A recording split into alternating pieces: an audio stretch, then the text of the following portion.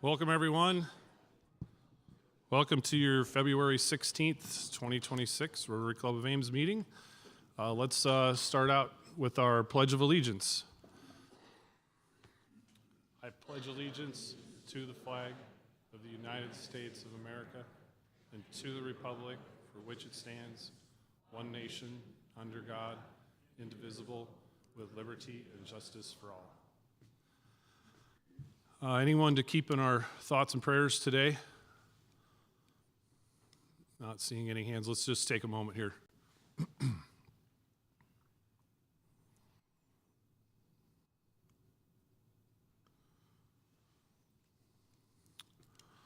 Okay, thank you, everyone. Please be seated. We have several guests of the club here today. We're going to go ahead and I'm going to start with Katie. She's got a table full to introduce for guests today.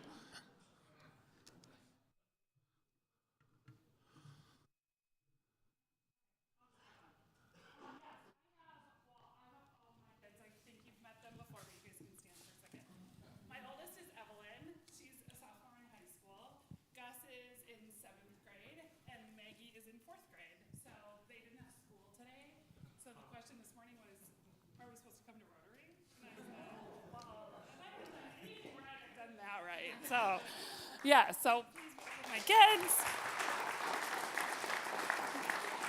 And then if you want to stand too, Stephen, I think my mic's working now. So probably many of you know Stephen Lawrence. He's joining me as a guest of the club today. So Stephen works for the, I'm sorry, yeah, okay. I've said chamber like 14 times today. He works for the Alliance, and we're so happy to have him join us today. Give him a what? Yeah, I know. We haven't pressured him enough already, but hopefully he'll become a member. Yes. Welcome, Stephen. Perfect. Katie, can you pass that to Kevin to introduce Bonnie?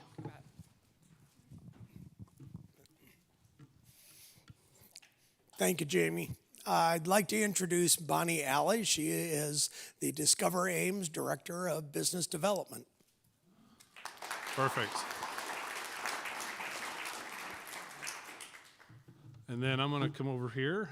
We've got another guest. Don's got a guest.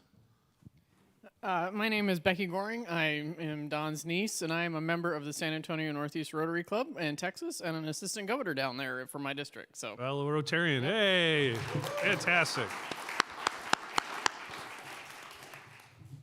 We also have Stephen Lawrence with us. So, right there. Yep. Sorry, Stephen. Arup Ojuke is with us from Rotaract Club, and he will come up a little bit later, but let's give a welcome to him as well. Katie's introduced her table, and our another guest is our keynote speaker, Mayor John Haila. So let's give a round of applause to them, and we have a song for everyone. Welcome to you from Ames Rotary, Nevada, London, or Gay Paris, the far-off lands or the USA. We're glad that you are here today. Welcome again whenever you're near. Once again, and we'll make it clear. Around the world you'll always be welcome at Rotary. Thank you, Louie. Thank you, Louie. Okay, so of course we're here today at the Plex, and then wanted to look through February and March for our upcoming meetings. We'll be online next week, and then for the next 2 weeks online, which gets us into March, and then back here to the Plex on the 9th. Remember, March is a little different than normal with some renovations going on out here. We've got to adjust a little bit there. So the 9th will be here for Ames Lab, gonna be back here at the Plex. That'll be our next one. And then the next slide, if we go to, will give us into off-site meetings on March 16th, which I've got another slide for that. We do have sign-up sheets, and we'll get into that in a minute. And then we're online on the 23rd and back on the Plex on the 30th. So please check those out as a bit of a change in our normal schedules. So next slide, Allison was not able to be with us here today because she's in Japan. but she did send us some greetings and some pictures there. So we'll have to, the next time she is back, we'll have to get her to tell us all about her fellowship.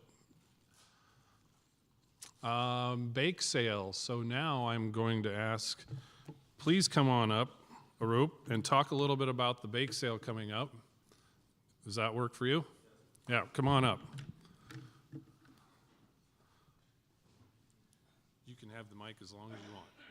Okay. All right. Okay. Thank you guys for having me. So currently, right now, one of our projects for Rotaract at Iowa State, we're working with the ISU Blood Drive and some Greek chapters to kind of promote the event. Our job is kind of to do flyers and do ads kind of on campus to try and get as many people as we can to come and donate blood.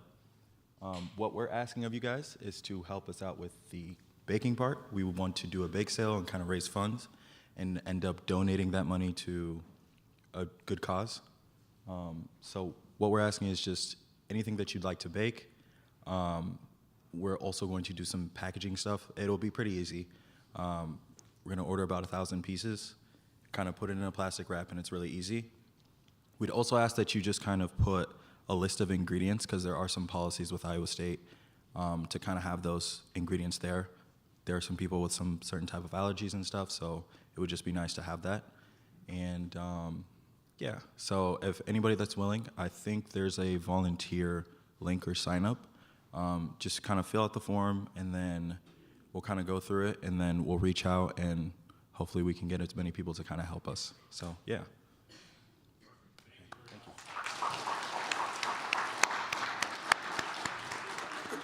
Kent's got one more thing to add to that. Yeah, so the idea is March 9th when we're back, that's when you'll bring your cookies, and then the Rotaracts will take them, and then they'll package them and put the labels on them. But we want, March 9th will be when we do the actual cookie collection here. So bake as many until your heart's desire plus one. There we go. So March 7th and 8th, that weekend, we're baking as many goods as we can and bring them in, and then they'll get distributed out. So if it's not you, the baker in the family, ask a daughter, a niece, a nephew, do some baking. Perfect. Thank you very much. Our next, Kate's going to talk a little bit about March 16th, the on-site membership.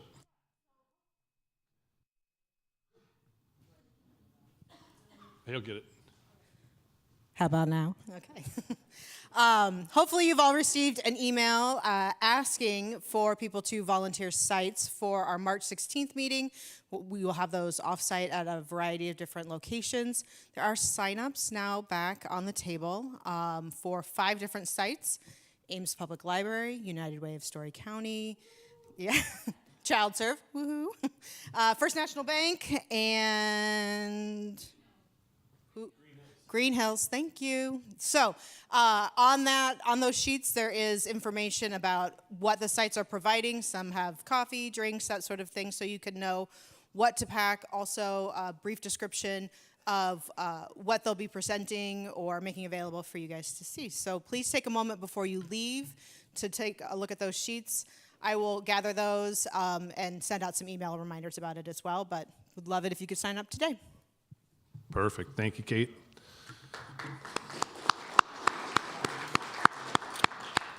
Having hosted a couple, it's really a lot of fun. Get to smaller group, get to talk to everyone, and in a way to show off your business too. So good fellowship opportunity there. Excellent. Okay, so next we have a little discussion about Friendships Arc Tropical Sangria Escape, which is coming up. It's not that far away, believe it or not, April 18th. So we've got a little bit of a teaser here for that. I admittedly don't know a lot about this. Does anyone want to speak more about it in the group today?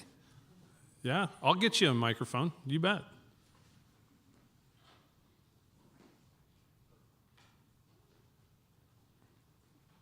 Always better coming from someone who's thoroughly involved with it. So this is our annual fundraising event. It's one of our largest ways to raise money for Friendship Arc. If you don't know, we're in the middle of a large capital campaign right now, so a lot of the proceeds will go to support that community center we're working on building, and it's April 18th.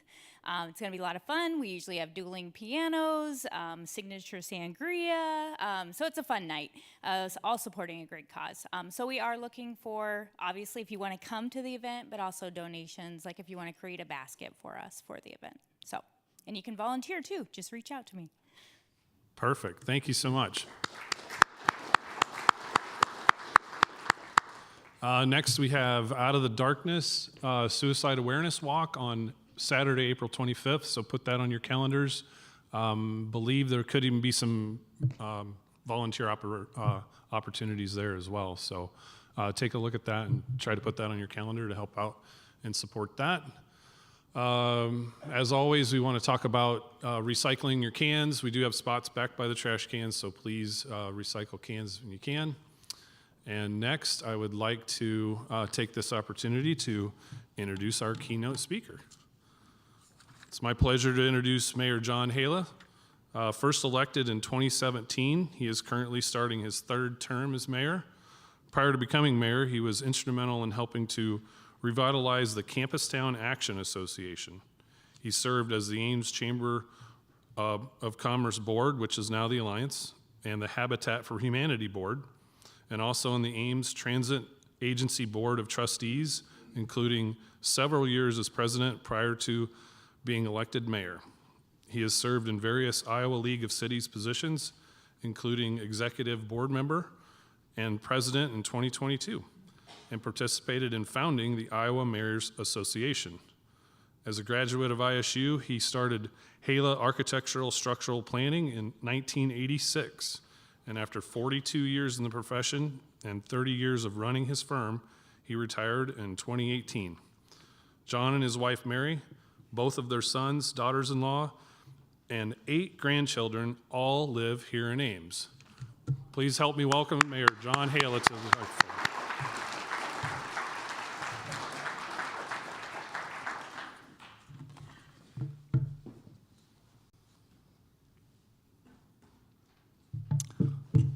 Well, good afternoon, and thank you for the honor of addressing all of you. I was thinking that this fits with Council's strategic initiatives and objectives and priorities, seeking to be more engaged in the community, getting communication out, and this is just one way that we're doing it. Also, we're going to be having Council Connect events where we're going to 64 and other areas to engage more with the public. And I just started a podcast that previews and summarizes city council meetings. So if you happen to listen to that, we're trying to make it short. Give us feedback. If you like it, if it works, great. If not, let us know too. But anyway, we're really trying to reach out and make good connections with the community. So I was asked to look at 2025 kind of in the rearview mirror, what's coming in 2026. And while I wasn't thinking about doing this, I was asked to comment on the Iowa legislature. So I'm going to be commenting on them and what the impact that they have on the Ames community and also on the county. So I'm going to start with major project updates, a year in review. Last year, as you remember, we passed a bond issue for a brand new fire station. Thank you to all of you who voted in favor of that. And thanks to Iowa State University because they partnered and they're leasing the land to us to use for the fire station. Going to break ground later this year and hope to open it up in 2027. Animal shelter. Council committed $3 million from their reserve fund to go towards that. An anonymous donor gave $3 million to the project, and then maybe many of you have contributed to make up $1.5 million in that. So the budget's $7.5 million. Anticipate construction starting sometime this year and opening next year. An exciting opportunity that we were was provided to us through the Ames Main Street and the Alliance was going through and developing a guiding vision for the downtown. And it's a thrilling opportunity to have an idea where we want to go with the downtown area. And so that was accepted by council, and now we're starting to implement that, and I'll talk about that here in a second. And at the end of last year, a number of housing developers came to council, and they were asking for some incentives to get some housing started. We all know that we have a housing shortage in the community. The ask were for over $10 million in incentives. Council supported staff's recommendation about $7.5 million for 5 different developers. And just last council meeting, the first of those development agreements was being talked about to try and open up some housing on the southwest side of Ames. So we're trying to take some very proactive initiatives to move that forward. Last year we cut the ribbon on the car park agility course. Friedrich pitch at Lloyd Kurtz Park, and thank you to the Friedrich family for their generous donation towards that. And also over 2 miles of walking and biking paths were replaced at the Ada Hayden Heritage Park. Coming up this year, we're very excited that the Fitch Family Indoor Aquatic Center, total project over $25 million, construction about $19 million, will be opening. The plans is that substantial completion will happen in a few weeks.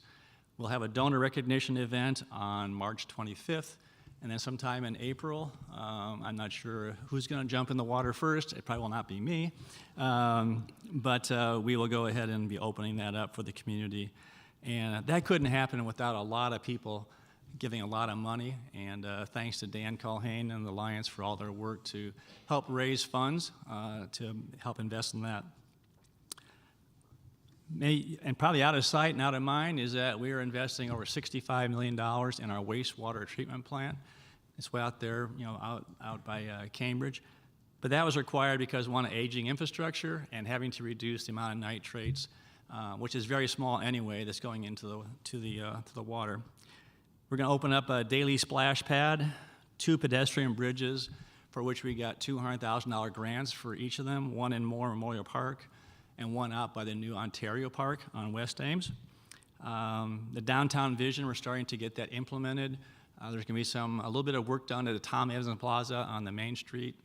You might see 2 parklets put on Main Street, a sip and stroll district, and we're continuing planning going forward. So what's nice having that vision document, it gives us the ability to go ahead and start checking boxes, moving forward, and council has some certainty in terms of where we want to go, and so is the board. And no, I'm going to mention this because I'm sure I'll get a question. That's Shanker Plaza. And I will say without reservation that both council, staff, and everybody involved in that project want to see it get opened. And it will be opened sometime this year.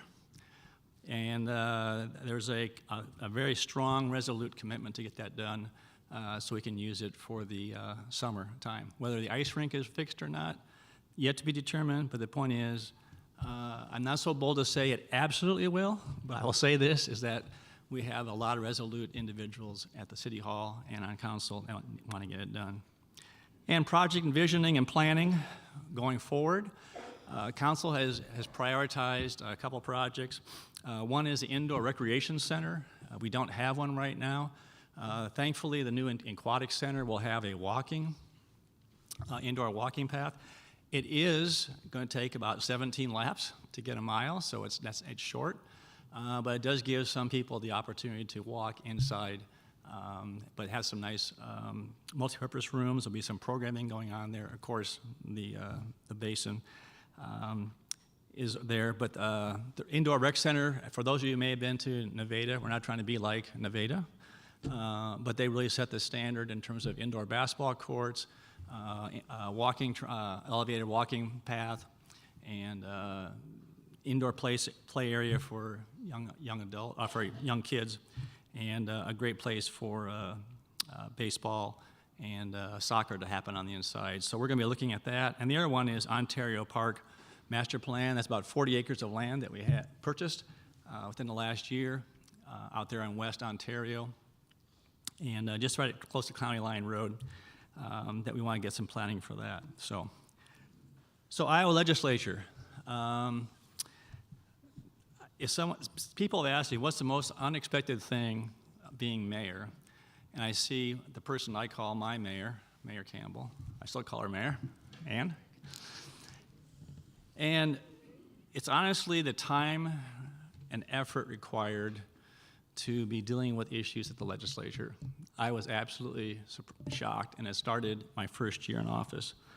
And the erosion of home rule. We've been a home rule state for, I think, over 50 years, which basically says let the decisions that affect people in your communities make those decisions.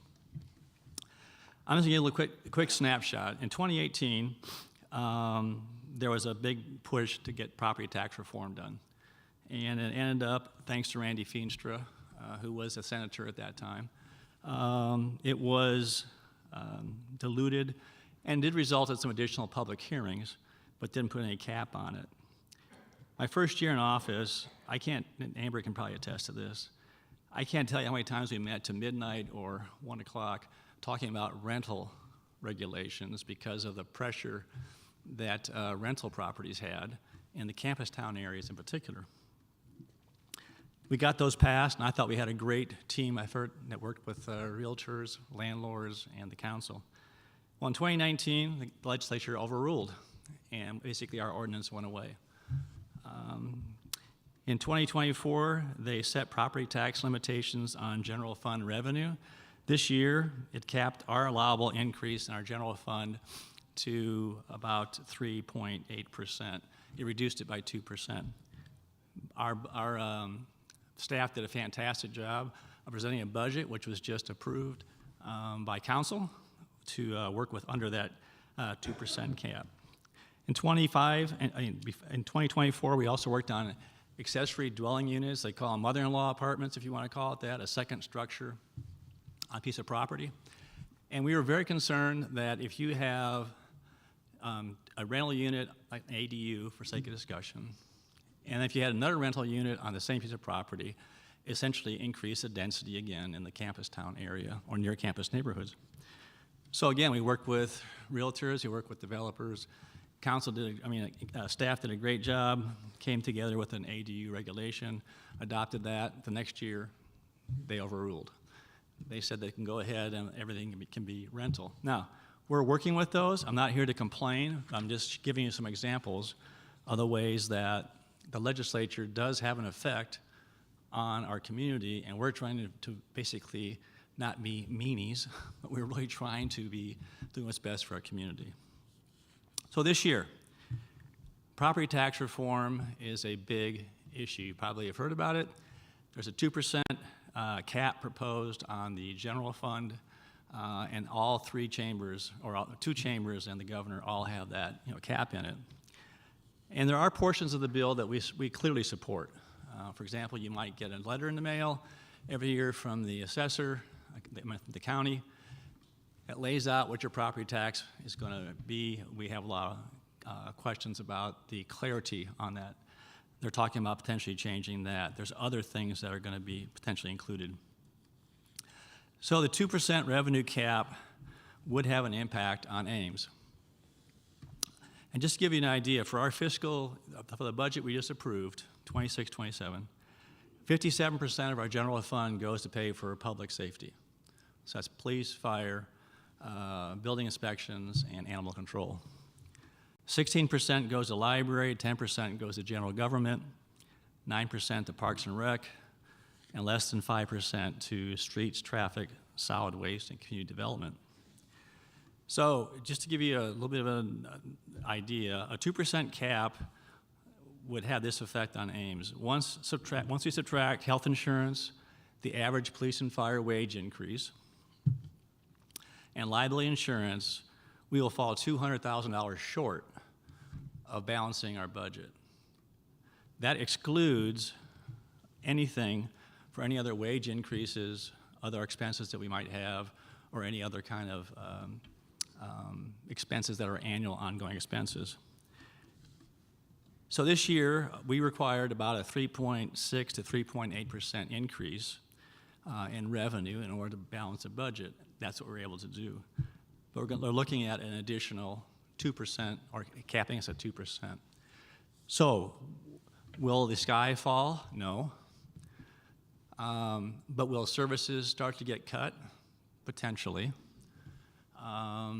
And so I will just say is that contingent upon what is passed by the Iowa legislature, next year's budgeting process will look a whole lot different than what it did this year. And I also have learned that it's early in the session. Friday is the first funnel. And a lot of amendments can come, and I had the honor of meeting with Governor Reynolds and 5 other mayors last week, talking about property tax, the impact it would have, seeking if there's some kind of some adjustments that could be made. And I will say this: she was listening. Her tax policy advisor was listening, and we just were sharing with them that there's and her comment to me, and she made it in the State of the Union or State of the State, was that residents will have to accept the fact that services may look different, going forward. And so I'm not here to, I mentioned this several months ago in a public forum. I'm choosing to be positive. We're going to get through it, but there's going to have to be changes made because we have to balance the budget. The other thing that they're talking about, and this is not in all the bills, is potentially changes to TIF, tax increment financing, which is used for economic development, and also some other economic development tools. So I think a lot's going to change over time as this develops. It is a high priority, but it's something that we're going to have to go ahead and work through. The last thing I want to talk about is just utility projects, and we are actually in a change that's going to be occurring that's not occurred for 40 or 50 years or longer in our community.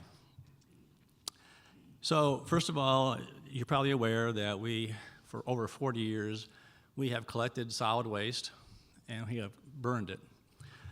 We burned it in boilers that burned coal, and that worked great. And in the 2010s, somewhere in that range, we changed to burning natural gas for a variety of reasons. That change had consequences I don't think many people saw, and that is it has a tremendous deterioration. It produces very caustic byproducts that are essentially degrading the interior of our boilers. Secondly, the price of gas varies compared to coal, and there's times where we can actually buy electricity off the grid for less money than we can produce electricity ourselves. And staff reported to us that the cost to burn trash is over $10 million a year. So if we didn't have to burn the trash, we could save our ratepayers over $10 million a year. So we have an aging infrastructure. We have challenges with our land, with where we go with a landfill, and also opportunities to save money. So all those combined is that we're going to be building a new, actually it's out for bid right now, a new transfer station where instead of collecting trash and burning trash, we're going to be going through and separating recyclables or metals, because I'll get to recyclables in a second, and trying to reduce the amount of waste, but it'll be essentially loaded in trucks, after being shredded, loaded in trucks, and hauled to the Carroll landfill. Right now it goes to Boone, but Boone's landfill is getting full. They do not want to take our trash anymore, and so they graciously extended our ability to take it there.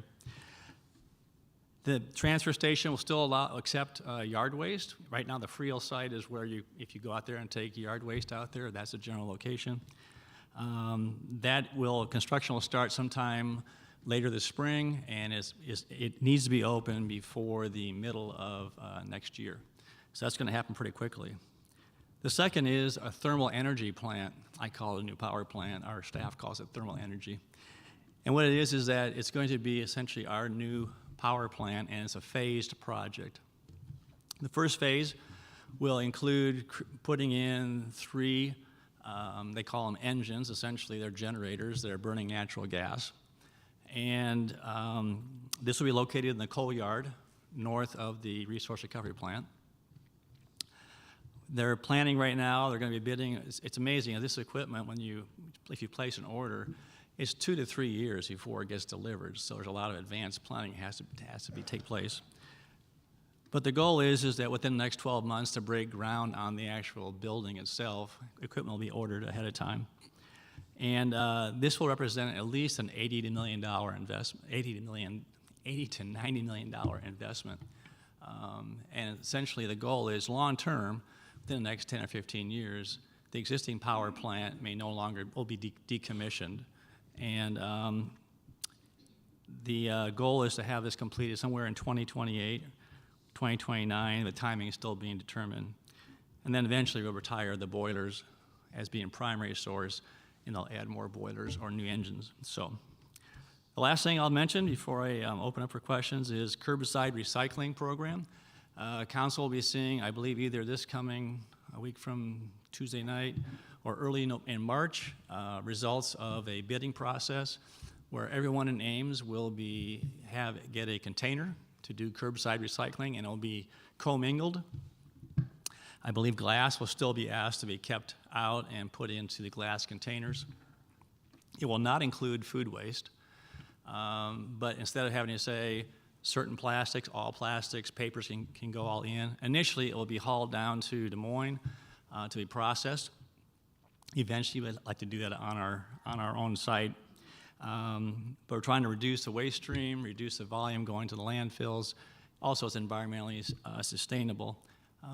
And the results that I've heard so far is that I think people will be pleasantly surprised how economical it will be for each individual household. The goal or not the goal, the requirement is every household will be getting a container, and it'll be on your utility bill each month for it. But then I think it's every other week is the pickup, is what's being proposed. So there's a lot going on, and I'm not necessarily covering every individual project and item, but kind of gives you a little bit of a snapshot of what's been going on and what's going to be coming in the future, at least in this coming year, and then also how the legislature affects Ames. So with that, I'd be happy to take any questions.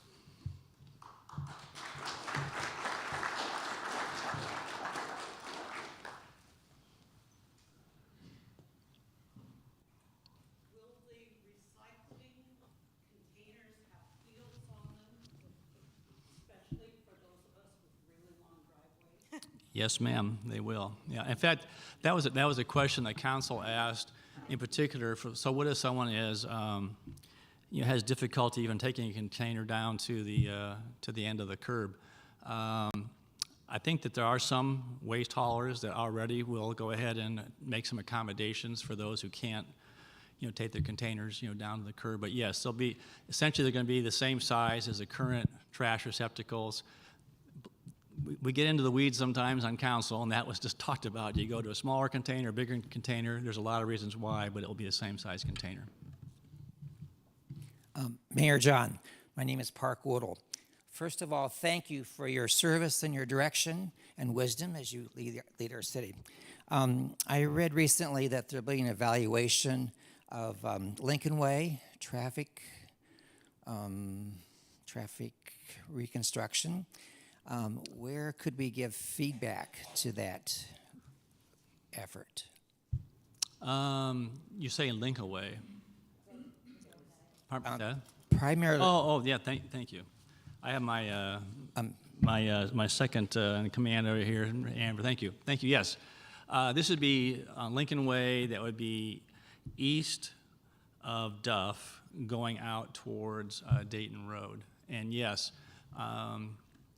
we have a really talented traffic engineer and staff, and they came back to council and said that we can funnel this down from 3 lanes, from 2 lanes each way to 3 lanes. And there's 1 lane each direction with a center turning lane.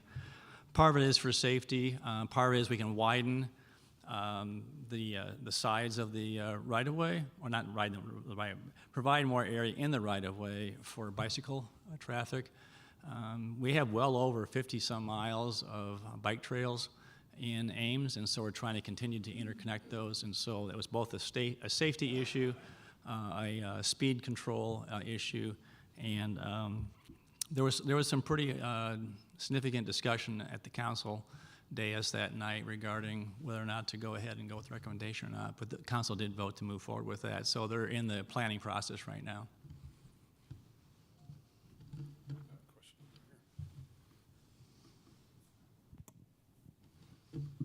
Hi, Mayor. My name is Frank Philmeyer. I was wondering, not asking you to reveal any private conversations, but does the governor or do the legislators have any answer to why on God's green earth city services should change?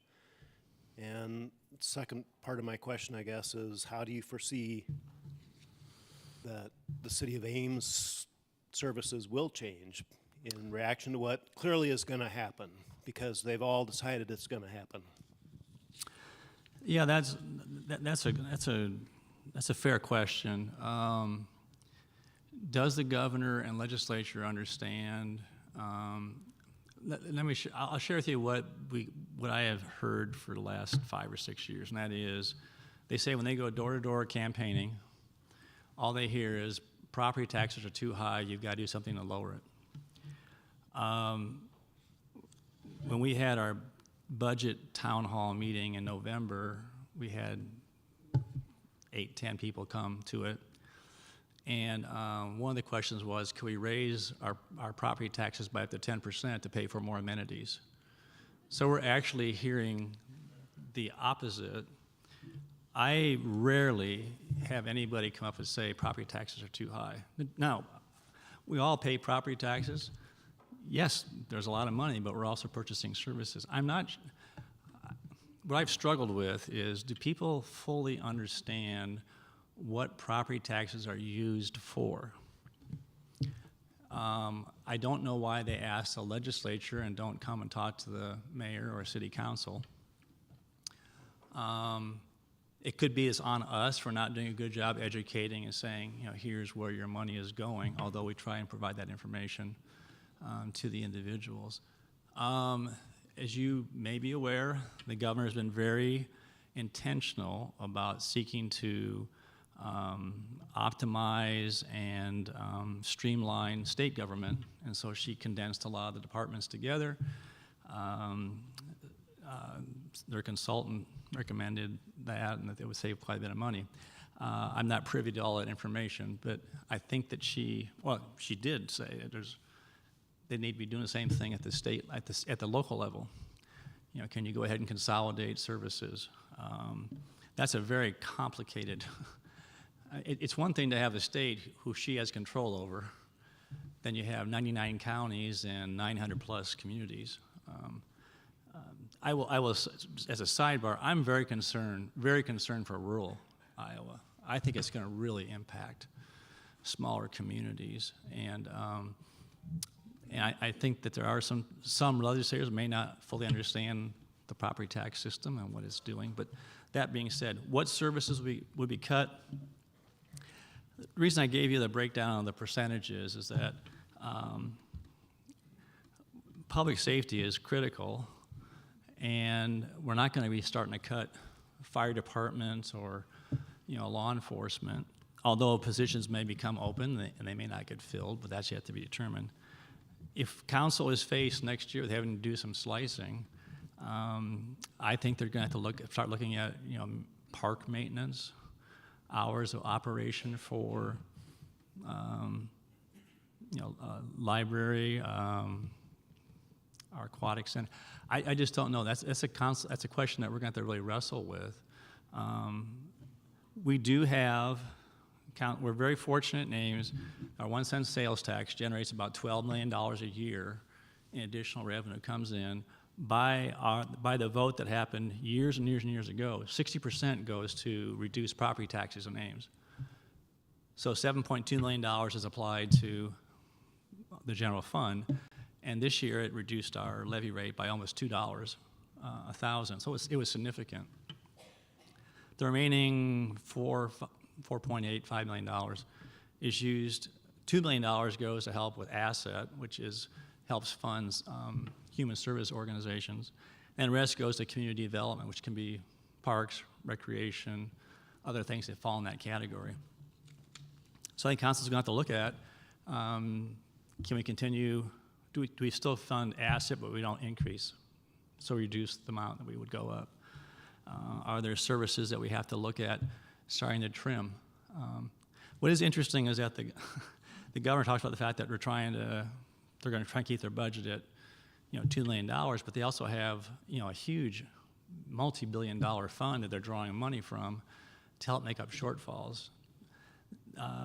Local entities don't have this huge, pot of money to draw from, and people say, well, why do you have this, $37 million reserve fund? Well, cities only get paid twice a year. When you get property taxes, that's when the money comes in. So we have to basically carry the organization and the operations, while we're waiting for the funds to come in, the next cycle too. So there's not been any real discussion yet at the council level. We're waiting to see what happens. But I think it's going to be some hard conversation. So we're very proud of how the community's run and the investment we've made, but we'll see what comes out at this point.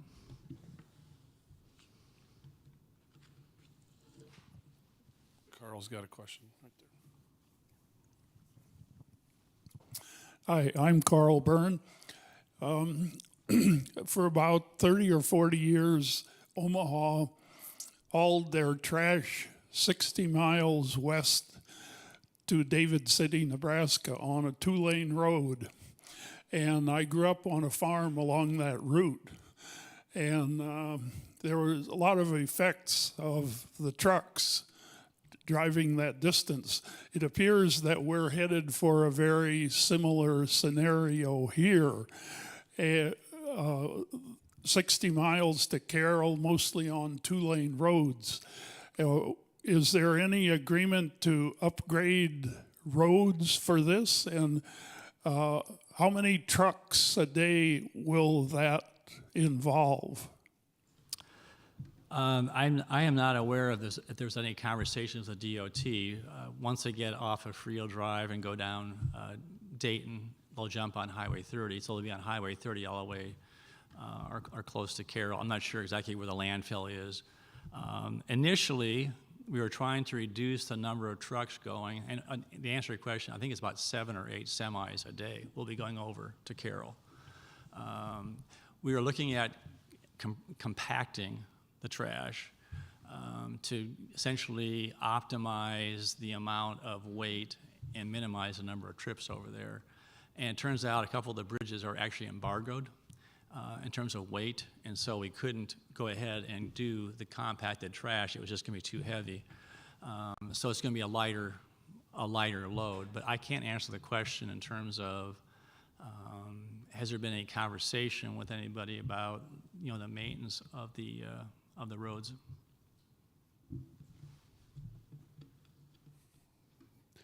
Any other questions out there? Here we go.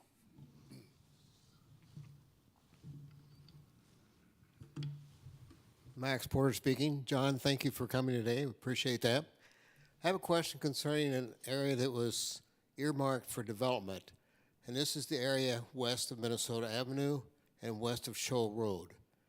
The university sold that land and turned it into a development. It looks like fairly high development density in terms of, but our neighborhood association, individual property owners haven't received any notice about this. And I'm aware of the 200 feet thing and all that, but most of them are going to be on the other side of the railroad, so they'll be beyond the 200 feet.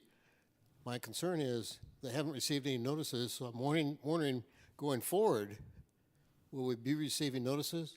What will be the process of developing that? Because we really have a hard time getting out of that neighborhood right now. So we'd like to know a little bit more about what the process might be.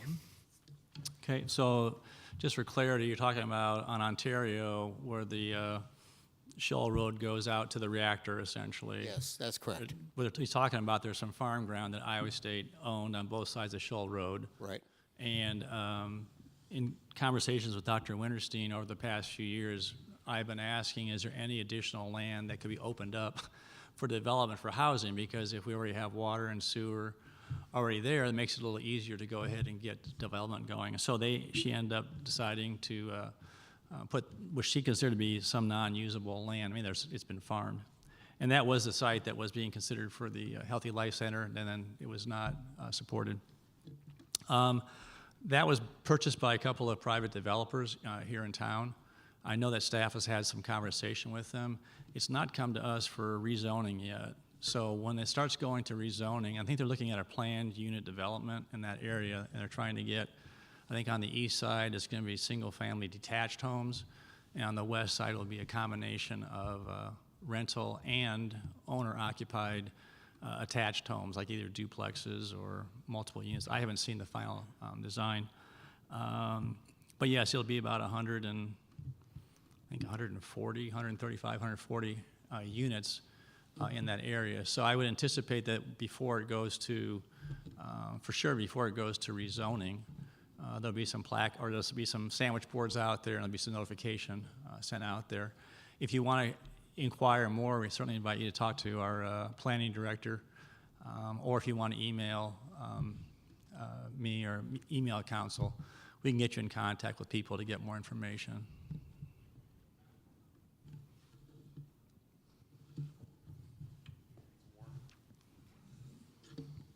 John, you in the downtown Ames redevelopment plan, you mentioned the project along Lincoln Way that Discover Ames is working on a convention center and the private developers of whatever else is going to happen down there.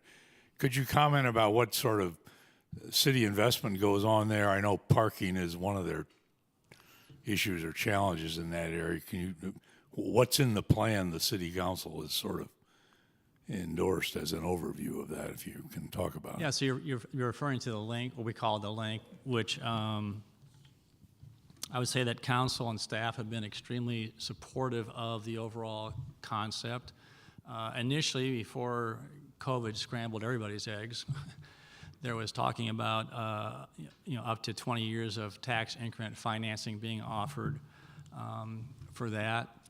Regarding this Ames Event Center, I think maybe you're alluding to, this week there's going to be, I think, 3 presentations of business owners. I know I plan on being at one of those. I think a lot of council members are going to. I would say I'm speaking for myself, but I think I speak for council too, is in general, the concept of both the link as well as a Ames Event Center, we're supportive of that. But I was thinking as I was coming up here, if my wife said, do you support building a brand new home? My first question is going to be, well, yeah, but what do you want in it? What's it going to cost? And when I was operating a business, we were looking for new places to locate. We needed to expand, and so I was looking for different pieces of property, but I had to go through and find out what it was going to do for cost. So staff and council are waiting to get what is a specific ask, coming back, and at that time, I think they'll give very serious consideration, to what is being talked about. But there's different ways that may be proposed that may be very difficult, for council to support. But there's never been a rescission of, TIF being used, and there may be other tools available to pursue. But I'm going to go back to my conversation regarding the Iowa legislature and the impact that it may have on our budgeting and our resources. So there's a lot of moving parts and pieces, but I don't think that the support has ever waned for the link going forward. We understand. When people say, well, why is this? What's happened? I said, well, COVID happened. Before COVID, things were going along pretty well. The performance worked pretty well. We all know what happened to costs post-COVID. Financing costs have gone up. So we fully understand that that's really been very difficult to get people's, get arms around. So I'm just stating publicly, I am supportive of the concept of both the link as well as the Ames Event Center. But I just can't, in good conscience, say absolutely no matter what, because the point is this is taxpayers' money that may be involved with it, and we need to have that conversation. And so we're anxiously waiting what's coming for it. And we had something come to us last Thanksgiving, and I visited with our city manager. We talked about it. He had conversations, a number of things. We said what we could potentially look at, we can't look at. So since then, there has nothing been formal, and we understand it takes time, and they're going to go out and get some cost estimates. So, but we would love to see that move forward. Now, with terms of parking, we did apply for a grant for the federal government for $500,000 to do some planning for a intermodal facility, similar to what we have in Campustown, that would be south of Wells Fargo Bank. And it would be a great opportunity to enhance the parking in the downtown area and potentially tie in with the development across the street. And we were told that if the grant comes through, which apparently they made a decision, but they're very slow to let you know if you got it or not, that you might be eligible for a grant to pay for part of the intermodal facility. But if it comes down to the city having to pay for all the planning and pay for the structure entirely by itself, then that becomes a whole different issue in terms of the impact on the taxpayers and how, what vehicle is that going to be pursued after. So, and frankly, they are expensive to operate and maintain, as you well are aware from your background and experience. So anyway, there's a lot of moving parts and pieces of that, but I think that I'm hopeful that we get the grant, but and this is for those who may be aware of how grants work. Usually a grant is a long application, you got to justify everything. This was essentially, it was a first come, first serve, and you're limited to 400 words in the application. And so we were just dogging it, and the window opened at 1 o'clock, and at 1:03 we submitted our entire grant, and they had to cut and paste everything into the grant online. So we tried to get there to be at the front of the line. But we have talked to Senator Ernst, Grassley, and Feenster's offices to see if they could find out when that notice is going to come, because it should have come before now. But anyway, so we're just waiting on that. If we don't get the grant, then we're going to have to go ahead and look at it as council in terms of, do we fund a study to start evaluating that and actually updating a study that we already have. We do have a Walker parking study that was done years ago, but things have changed, and then also the link would have to figure into that. Perfect. Thank you, John. Mayor Haila, everyone. I do have a book here. Would you like to read it? No, well, you can if you want to, but I'd like you to sign the back of it. I'm not sure I can read that. We have cats, we have dogs, and we have bugs. and You get to dogs. pick which one you want. And this is for Raising Readers. We'll give to a 2-year-old on their checkup. So thank you for signing that. And one last time, a round of applause for Mayor Haila. Thank you. Yeah. Okay. He went with dogs again. So I don't know. We're going to have to give away the bugs eventually, I think. Mayor Haila and I were talking earlier about the fantastic leaders in this community. There's so many of them, and you certainly are one of them. Thank you for your leadership. Appreciate that very much. One more round of applause. Appreciate that. And with that, we'll go ahead and ask you to stand, and we'll do our 4-way test. Of the things we think, say, or do, is it the truth? Is it fair to all concerned? Will it build goodwill and better friendships? Will be beneficial to all concerned. Thank you, everyone. Have a great day. Oh, shoot, you were going to say something.